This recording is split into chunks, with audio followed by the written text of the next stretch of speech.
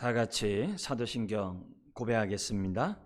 전능하사 천지를 만드신 하나님 아버지를 내가 믿사오며 그 외아들 우리 주 예수 그리스도를 믿사오니 이는 성령으로 잉태하사 동정녀 마리아에게 나시고 본디오 빌라도에게 고난을 받으사 십자가에 못 박혀 죽으시고 장사한 지 사흘 만에 죽은 자 가운데서 다시 살아나시며 하늘에 오르사 전능하신 하나님 우편에 앉아 계시다가 저희로서 산 자와 죽은 자를 심판하러 오시리라.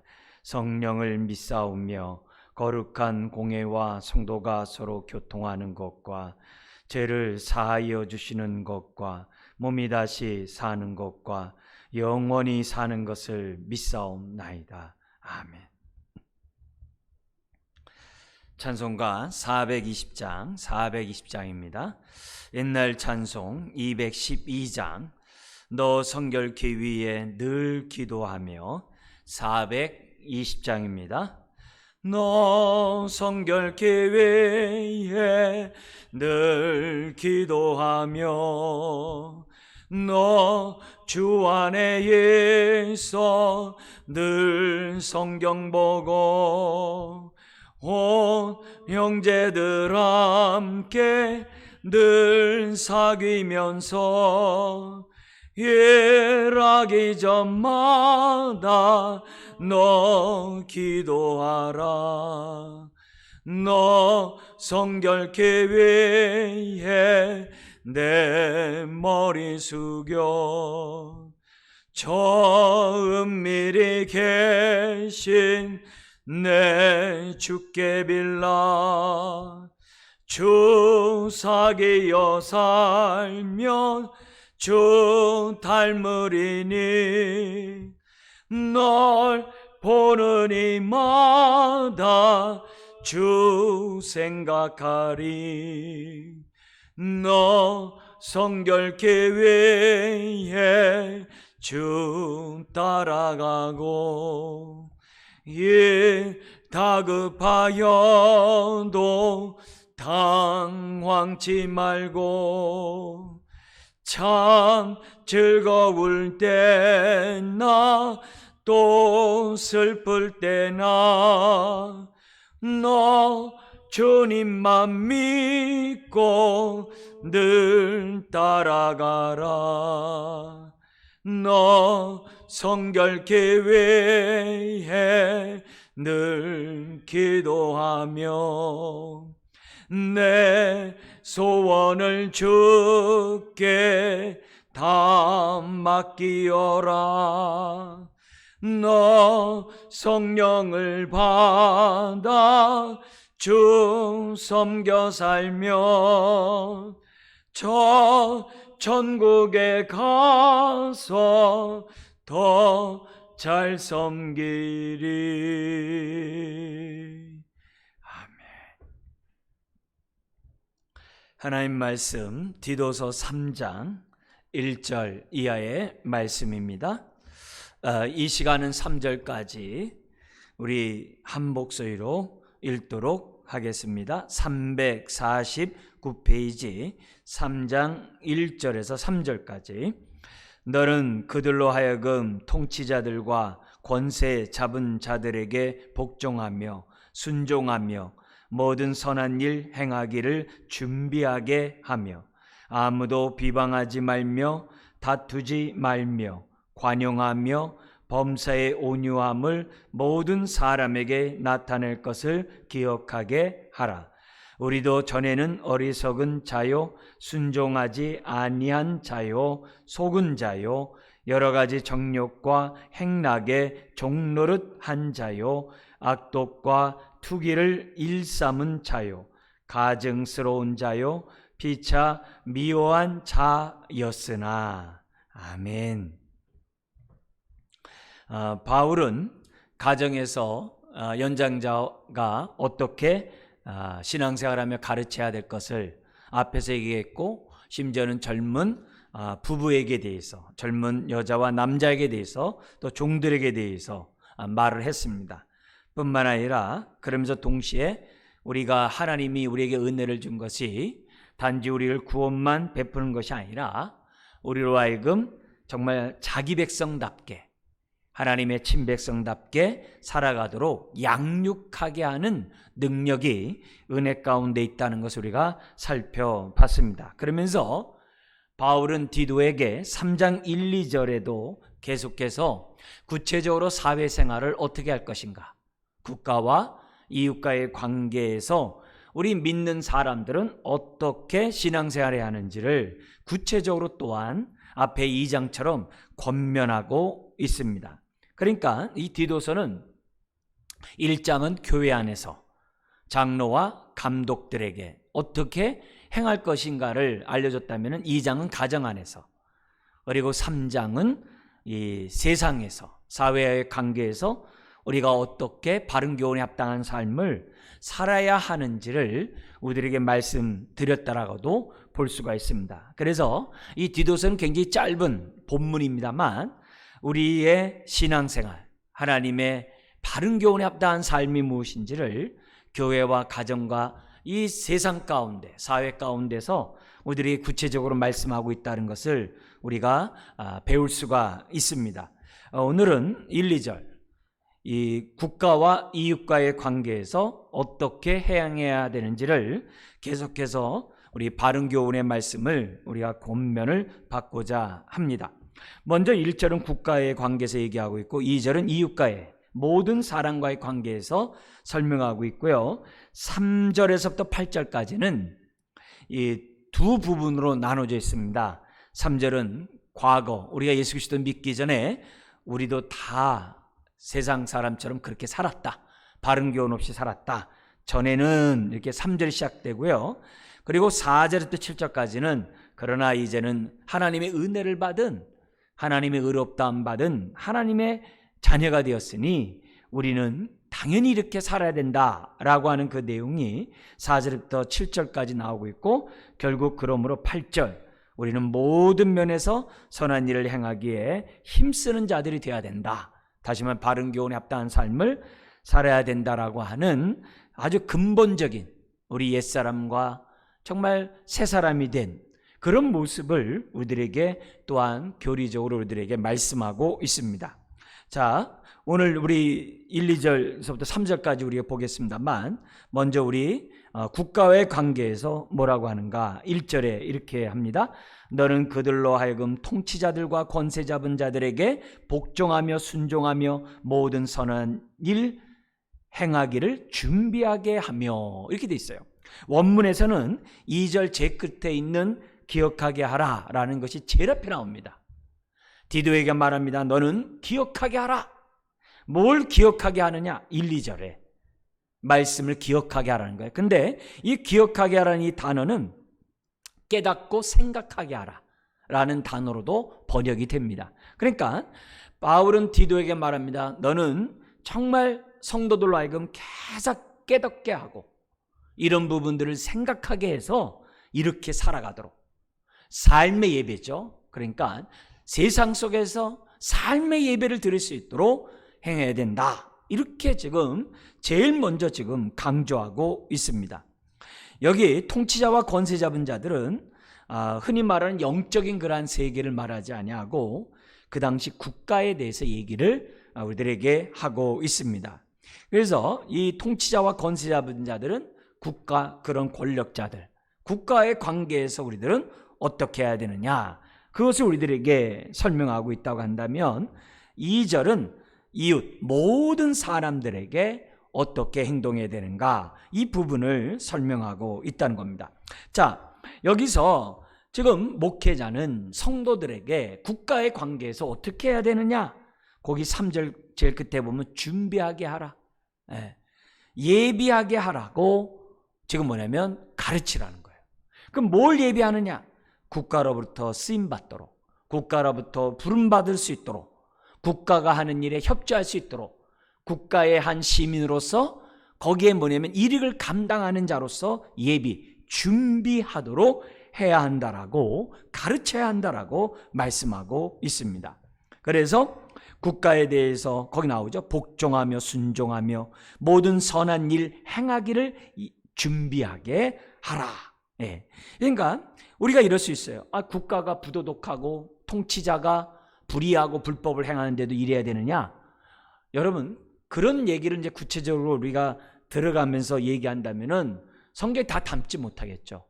여기서 강조하는 것은 뭐냐면 태도, 국가에 대한 기본적인 우리의 마음의 태도, 우리의 기본적인 자세가 어떠해야만 하냐 이게요. 어떠해야 되냐 이게요. 무조건 우리들이 방골기지 불순종하고 우리 행하는 게 아니라 2장에서 그렇게 있잖아요. 종들에게 주인에게 어떻게 되느냐. 기본적인 그런 부분들 얘기했잖아요. 그죠? 이렇게 말대꾸하고 막 반대하고 뭔가 불순종하려고 그런 마음을 자세를 가져서는 안 된다라고 하지 않았습니까? 동일한 선상에서 우리들에게 지금 말씀하고 있는 거예요.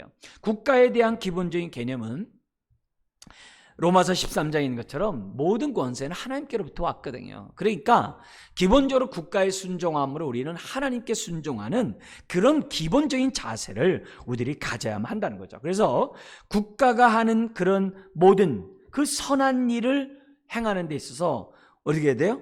우리가 기본적으로 동참해야 되고 또 거기에 따라야 한다는 것. 그래서 국가에 우리가 유익을 주고 덕을 주고 뭔가 국가에 보탬이 되는 그런 사람이 기본적으로 해야 한다는 거죠. 그리고 뿐만 아니라 협조도 해야 되죠. 그래서 우리가 무관심하고 그냥 난 내 일에만 빠르고 그런 것보다도 국가를 위해서 공헌하고 봉사하고 정말 내가 이바지할 수 있는 그런 모습들을 우리들이 가져야만 한다는 거죠. 그래서 기본적으로는 우리가 사회 질서나 그런 법들을 잘 지켜나가는 것, 요즘같이 코로나 상황에서는 잘 협조하는 것, 이런 것들이 다 여기에 포함된다라고 말할 수 있죠.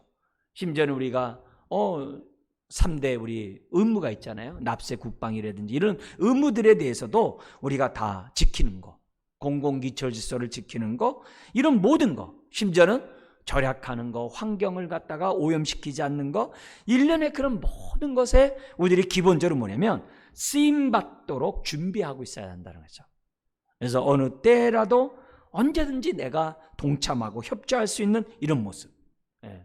우리가 불의를 행하거나 부도덕하거나 불법을 행하거나 부조리를 행하거나 이런 것들은 기본적으로 하지 않는 이런 모습뿐만이 아니라 적극적으로 우리가 할 수 있는 부분들은 해야 한다는 것을 우리들에게 지금 말씀하고 있어요. 그래서 복종하며 순종하며 모든 선한 일 행하기를 준비하게 하며, 이것이 교회가 성도들에게 우리가 가르쳐야 될 덕목 가운데 있다는 거죠. 그래서 여기에 나온 아주 세부적인 것들이 너무 많겠죠.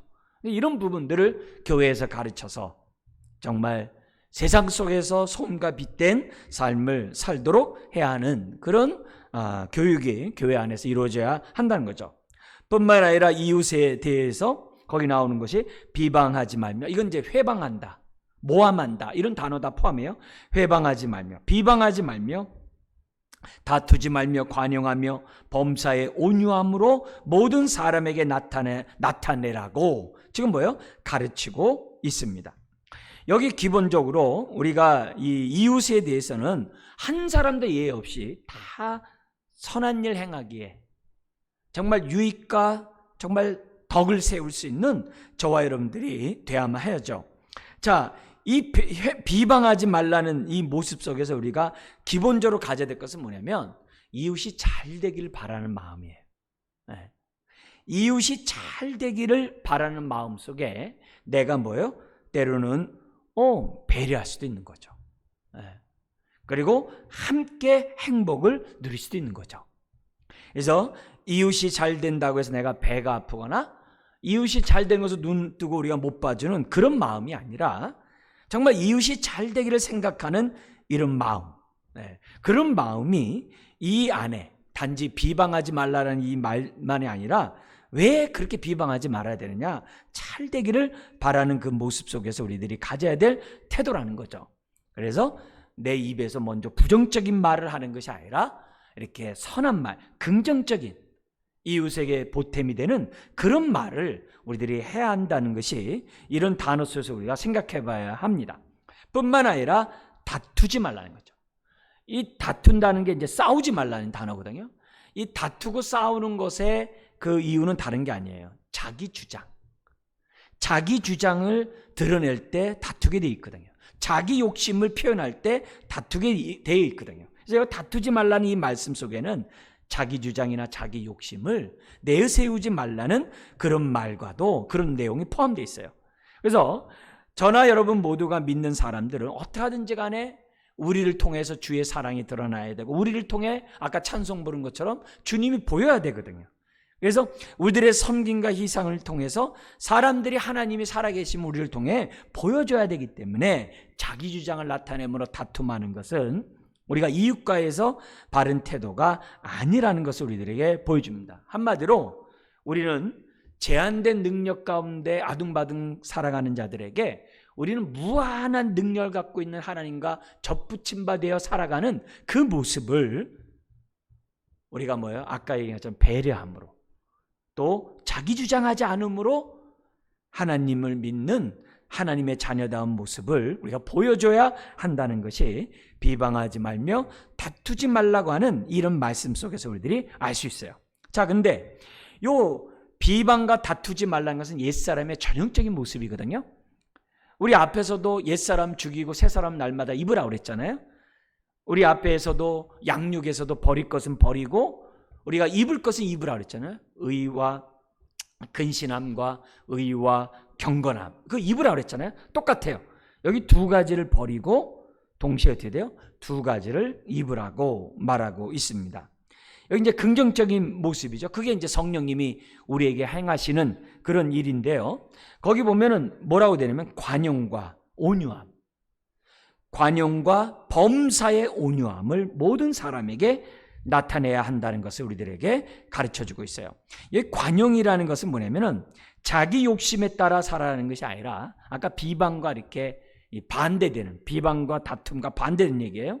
뭐냐면은 자기 욕심이 아니라 상대방의 입장에서 생각하고 행동하고 배려하고 너그럽게 행동하는 것이 다 뭐냐면 관용이에요. 우리가 이제 조심해야 될 것이 뭐냐면 공의를 앞세운다고 하면서 원칙주의가 돼서 관용이 없을 수가 있어요.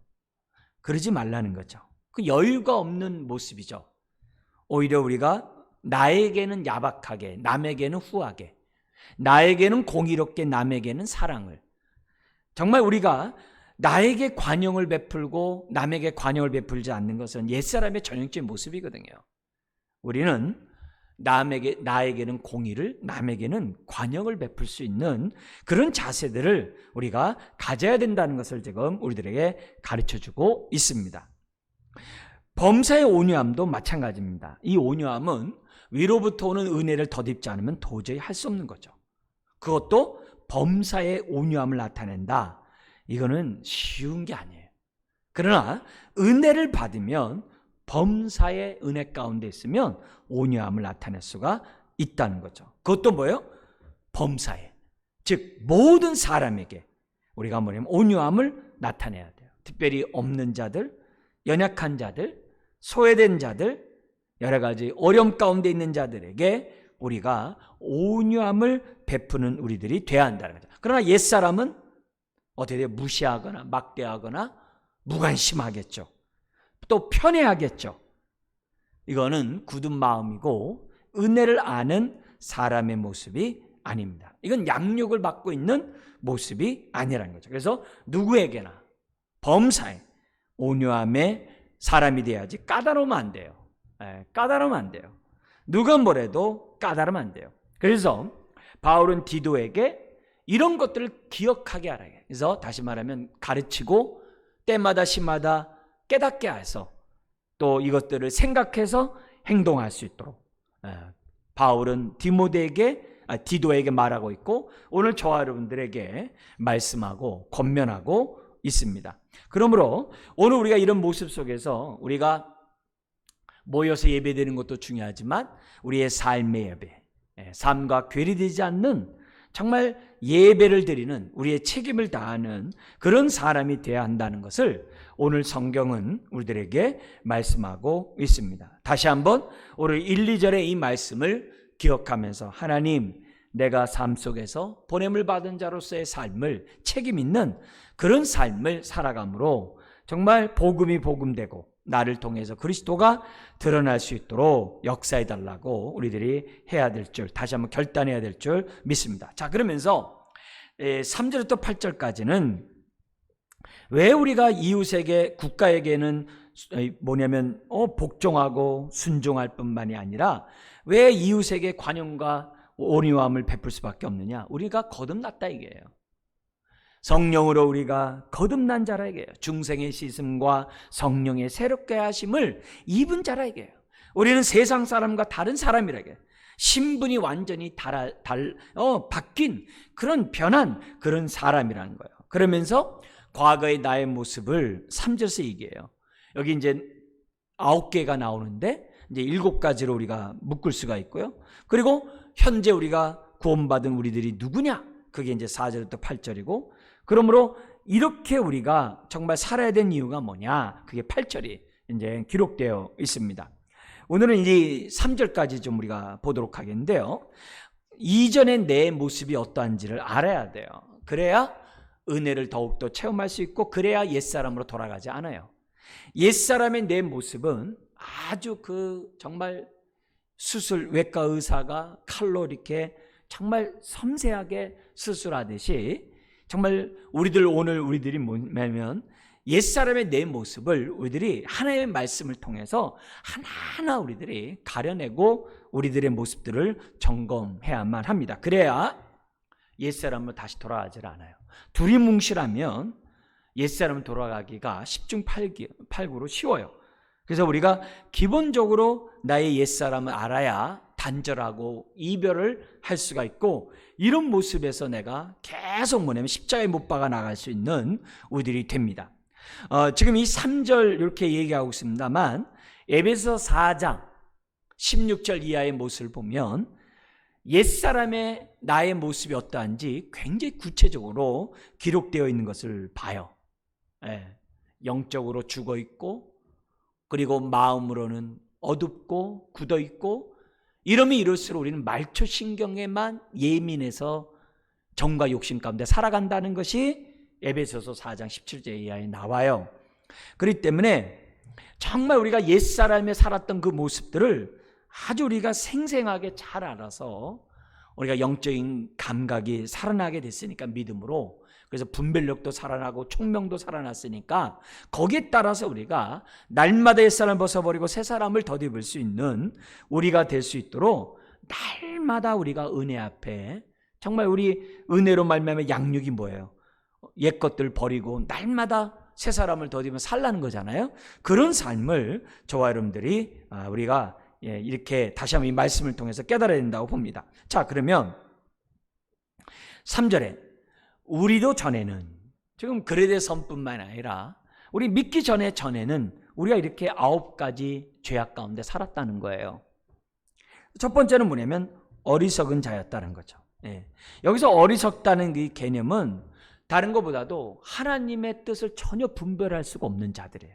총명이 어두워져 있고 하나님의 생명에서 떠나 있는, 그러면서 하나님에 대해서 이 감각이 없어가지고 정과 욕심, 마음이 원하는 대로 마음껏 살았던 그런 총체적인 그런 모습을 어리석은 자라는 표현으로 이제 설명하고 있습니다.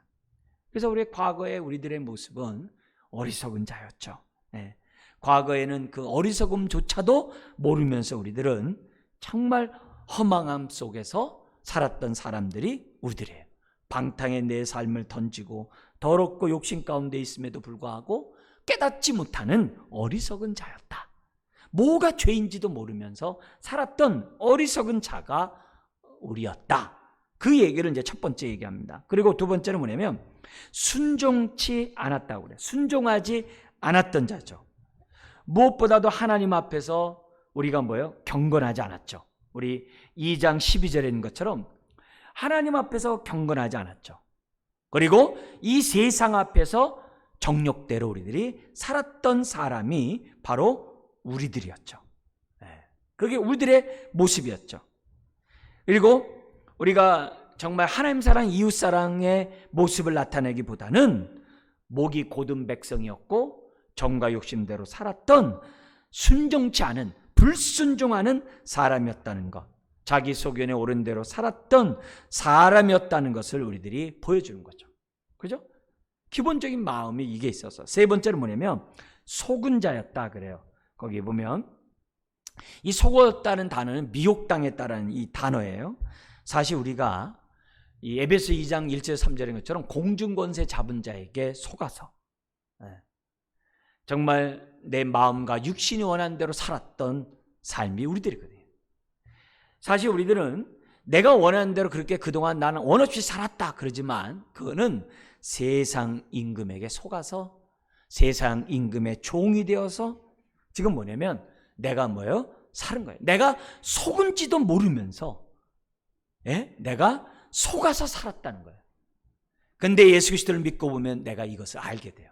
그럼 믿기 전에는 나는 자유인이다 하면서 내 마음대로 나는 원 없이 살았다 이렇게 얘기를 해요. 안타깝죠. 그 자체가 속았는데 자신이 속은 줄 모르면서 살았던 그 모습이 얼마나 어리석고 얼마나 미혹당한 인생인지를 우리들에게 지금 보여주고 있습니다.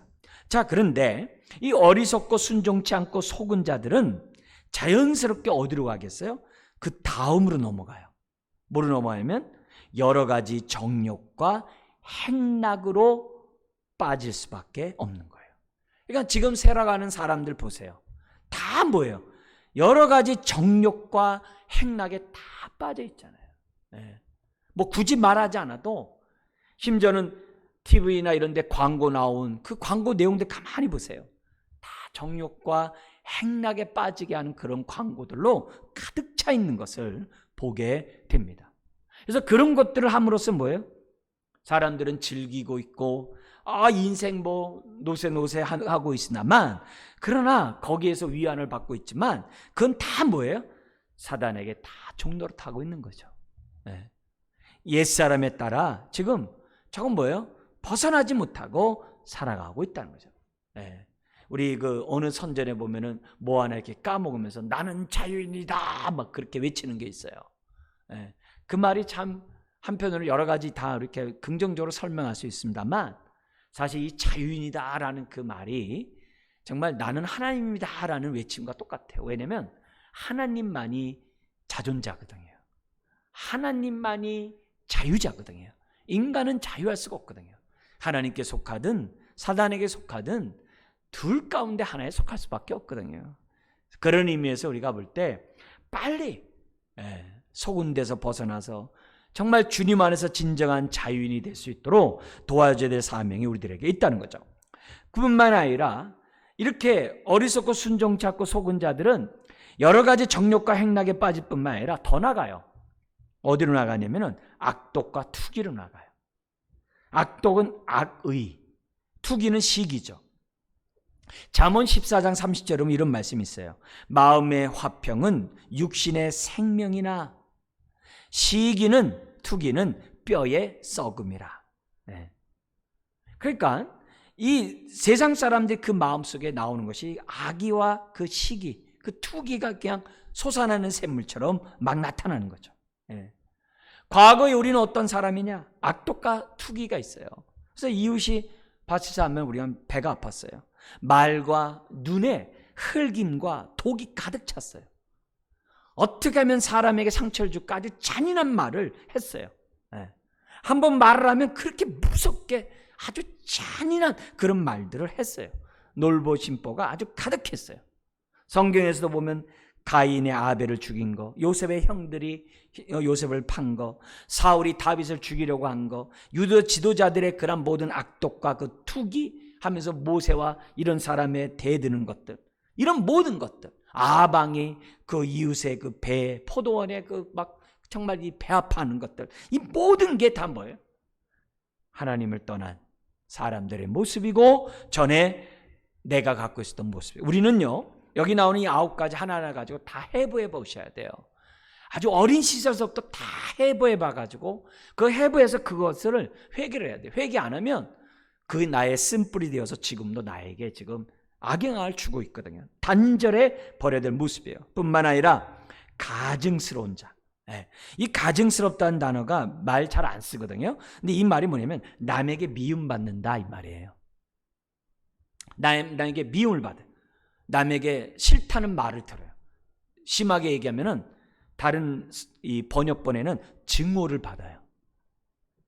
남들이 볼 때 내가 미움받은 행동들을 했다는 거예요. 다시 말하면 속가것이 달랐다든지, 동기가 쟤는 이렇게 막 순수하지가 않는다든지, 겉으로는 선을 베푸면서 자기 이름을 낸다든지, 자기 유익을 구한다든지, 부정부패를 척결한다라고 하면서 자기가 다 이렇게 뇌물을 받는다든지, 앞에서는 샌님처럼 얘기하면서 속으로는 그냥 악을 행한다든지, 남을 칭찬한다고 하면서 결국에서는 벼랑 끝으로 내몬다든지, 뭐 한다면서 남에게 해를 준다든지, 정의를 실천한다고 하면서도 막 자기의 악을 갖다가 합법하면서 위장한다든지, 종교적으로 막 갖고 종교성이 있다고 하면서도 막 정욕의 종이 된다든지, 하나님을 찾는다고 하면서 막 세상 쾌락도 추구한다고 하고, 목회자 입장에서는 싹군으로서 막 사역을 한다든지, 이런 모든 게 다 뭐냐면 가증스러움에 다 들어가는 거예요.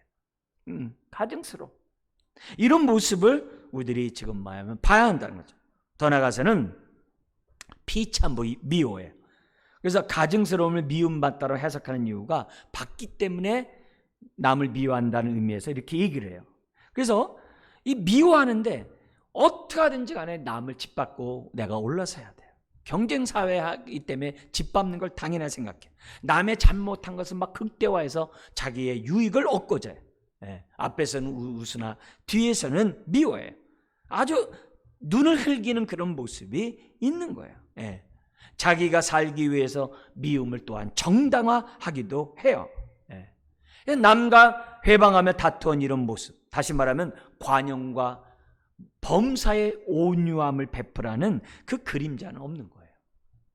그렇기 때문에 오늘 우리가 저나 여러분 모두가 과거의 나의 옛 모습을 단절하기 위해서라도 전에 내가 어떤 사람인지를 이 9가지를 잘 비춰보면서 하나하나 은혜를 구하는 저와 여러분들이 돼야 돼요. 그래야 우리가 어떻게 돼요?